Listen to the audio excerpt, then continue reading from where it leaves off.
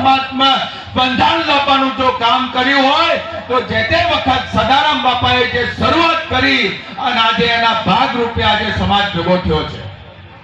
આજે સદારામ બાપાએ અનેક પ્રયત્નો કર્યા. સદારામ બાપાએ વ્યસન મુક્ત કરવા માટેના પ્રયત્નો કર્યા. સદારામ બાપાએ સમાજમાં અનેક પ્રવૃત્તિઓ કરી અને સદારામ બાપાના નામે આજે સદારામ બાપાના ધામથી આજે સદારામ બાપાના બંધારણથી જ્યારે આપણો સમાજ ભેગો થવા જઈ રહ્યો છે ત્યારે આપ સૌને વિનંતી કરવા માટે ઉભો થયો છું ચંદનજી ઠાકોર કે આ બંધારણને સૌ ફોલો કરજો એવા બે હાથ જોડીને વિનંતી કરું છું. કોઈની વાતમાં ન આવતા, કોઈની વાતમાં પકડાતા નહીં.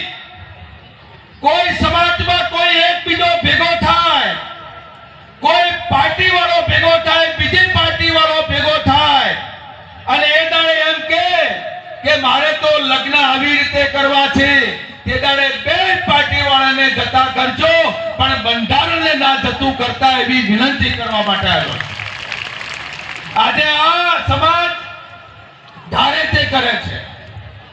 એક વખત ટોટાણામાં પૂજ્ય સદારામ બાપા બ્રહ્મલીન થયા એ દિવસે ટોટાણાથી માંડી લઈ થરા સુધી અમારો ઠાકોર સમાજ સદારામ બાપાને શ્રદ્ધાંજલિ આપવા માટે ભેગો થયો હતો અને આજે બંધારણને સમર્થન કરવા માટે અમારો સમાજ ભેગો થયો છે. લક્ષપંતન નમન કરું છું.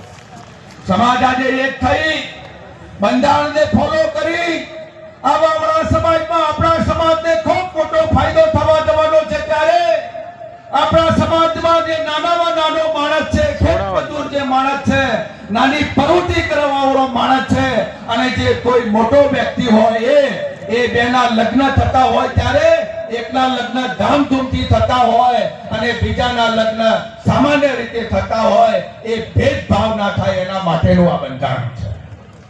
આ બંધારણ આજે બધા સ્ટેજ પર બેઠેલા સમાજના શ્રેષ્ઠીઓ, ધર્મગુરુઓ આ બંધારણને બધા ફોલો કરવાના છે. આજે એમનો દીકરો હોય, મારો દીકરો હોય કે એમનો અન્ય દીકરો હોય, આ બંધારણને ફોલો કરવા માટે આજે એમને જે નિયમ લાગુ પડે એ નિયમ તમને લાગુ પડે અને એ જ બંધારણ કહેવાય સાહેબ. એટલા માટે આ મોટી સંખ્યામાં આ બંધારણ ભેગું કરવા માટે જ્યારે ભેગો થયો છે ત્યારે આપ સૌએ આ બંધારણને ફોલો કરજો, સદારામ બાપાના નામે ફોલો કરજો એવી આપ સૌને બે હાથ જોડીને વિનંતી કરું છું. જય સદારામ બાપા.